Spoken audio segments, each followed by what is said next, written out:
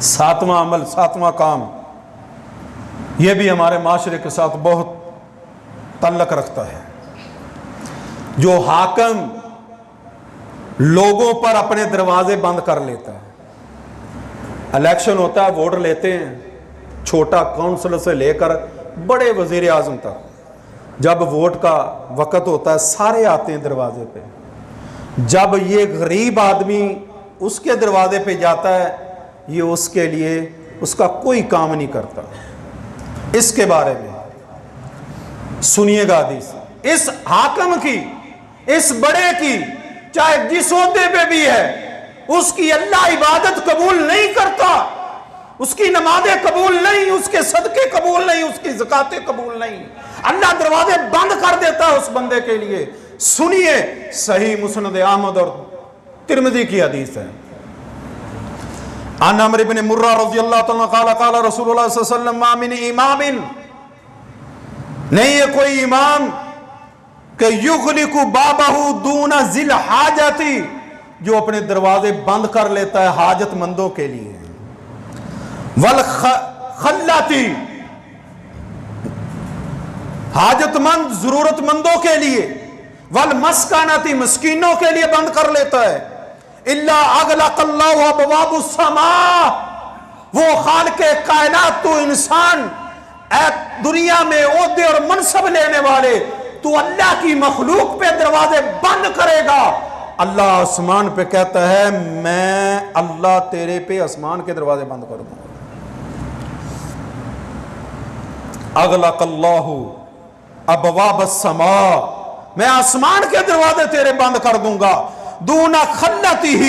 تو ضرورت نہیں پوری کرتا لوگوں کی، وہ حاجت ہی، اور تو لوگوں کی حاجتیں پوری نہیں کرتا، وہ مسکنتہ، تو مسکینوں کی ضرورتیں پوری نہیں کرتا۔ فجعل، جب یہ حدیث حضرت امیر معاویہ رضی اللہ تعالیٰ نے سنی نا، انہوں نے ایک بندہ مقرر کر دیا کہ تیرا کام ہی یہ ہے کہ تو نے سارا پھرنا ہے، پوچھنا ہے کون ضرورت مند ہے، کون غریب ہے، کون مستحق ہے، کون مسکین ہے، کون بیوہ ہے، کون مقروض ہے، اس کی لسٹ بنا، مجھے بتا، میں اس کی ضرورت پوری کروں۔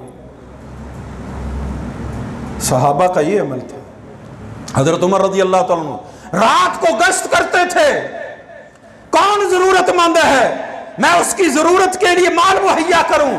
آج ہمارے جو حاکم ہیں، جس کو عہدہ مل جائے، منصب مل جائے، وہ ایسے ہے، پھر ان کے لیے برکات کے آسمان کے دروازے کیسے کھلے ان کے لیے؟ آگے سنیے دوسری حدیث، مسند احمد، حاکم اور طبرانی کی، معاذ بن جبل رضی اللہ عنہ قال قال رسول صلی اللہ علیہ وسلم من ولی من امر الناس شیئا، جو کوئی والی بنا دیا جائے، حکمران بنا دیے جائے لوگوں پر، امیر بنا دیا جائے، فاحتجب عن اول الضعفۃ والحاجۃ، جو بندہ وہ پردہ کر لیتا ہے، دروازے بند کر دیتا ہے ضرورت مندوں اور ضعیفوں کے لیے، ان کے کام نہیں کرتا، اللہ احتجب اللہ عنہ یوم القیامہ، اللہ قیامت والے دن اس بندے سے، اس حکمران سے پردہ کر لے گا، اپنے پردے نیچے کر دے گا، کہے گا اسے جہنم میں ڈالو، اس بندے کو میں نے اسے دیکھنا بھی نہیں ہے۔ احتجب اللہ عنہ یوم القیامہ، اللہ پردہ کر لے گا، اسے بندے کو دیکھے گا بھی نہیں، اس کا عمل کیسے قبول ہوگا؟ صحیح ابو داؤد و ترمذی کی حدیث ہے، عمرو بن مرہ سمعت رسول صلی اللہ علیہ وسلم یقول من واللہ اللہ شیئا من امر المسلمین،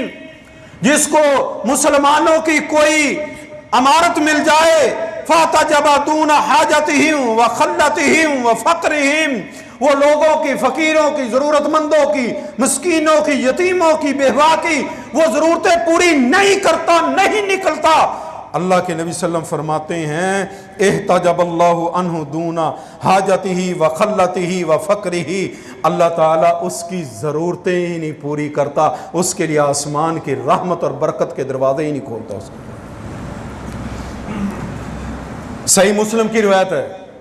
اماں جی عائشہ رضی اللہ تعالیٰ بیان کرتی ہیں قال قال رسول صلی اللہ علیہ وسلم اللہم اللہ کے نبی صلی اللہ علیہ وسلم نے دعا کی، اللہم من ولی من امر امتی شیئا، اے اللہ جو بندہ میری امت کا امیر بنے، جو میری امت میں سے میرا امتی امیر بنے، اسے عہدہ ملے کسی چیز کا، فشق علیہم، وہ مشقت کرے، سختی کرے ان پر، فشقق علیہ، اللہ تو بھی اس پہ سختی کر، اللہ تو بھی اس حکمران پہ امیر پہ سختی کر، ومن ولی من امر امتی شیئا، جو والی بنے امیر بنے میری امت میں سے، اللہ فرفق بہم، وہ نرمی کرے ان کے ساتھ، میرے اللہ کے بندوں پہ نرمی کرے، ففرق بہ، اللہ تو بھی اس پہ نرمی کر۔ یہ نبی کی دعا ہے اس حکمران کے لیے، اس بڑے کے لیے یہ دعا ہے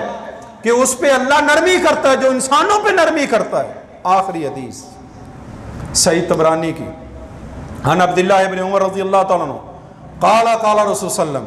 احب الناس الی اللہ تعالی انفعهم للناس، اللہ کو سب سے بڑھ کر محبوب لوگ کون ہیں؟ جو لوگوں کو نفع دینے والے ہیں۔ احب الاعمال الی اللہ تعالی، سب سے جو اعمال محبوب ہیں اللہ کو وہ کون سے ہیں؟ سرور تدخلہ علی مسلم، تو کسی کو خوشی پہنچائے مسلمان کو، کسی مسلمان کو خوشی پہنچائے، او تکشف، یا تو اس سے دور کرے، عنہ قربتن، اس سے کوئی تکلیف دور کر دے، او تقضی عنہ دینا، یا تو اس کا قرض ادا کر دے، او تطرد عنہ جوعا، وہ بھوکا ہے اس کی بھوک مٹا دے۔ اللہ کے نبی فرماتے اللہ ان امشیہ، البتہ بے شک یہ تو چلے اس اپنے بھائی کے ساتھ اس کی حاجت کو، اس کی ضرورت ہے، اس کے پریشانی ہے، اس کو ٹینشن ہے، احب الیہ، اللہ کے نبی فرماتے ہیں مجھے سب سے زیادہ محبوب یہ عمل ہے کہ من ان اعتکف فی هذا المسجد، یعنی مسجد المدینہ شہرن، مسجد نبوی میں تو ایک مہینہ اعتکاف کرے۔ اب مسجد نبوی نماز پڑھنے کا 1000 نماز کا ثواب ہے،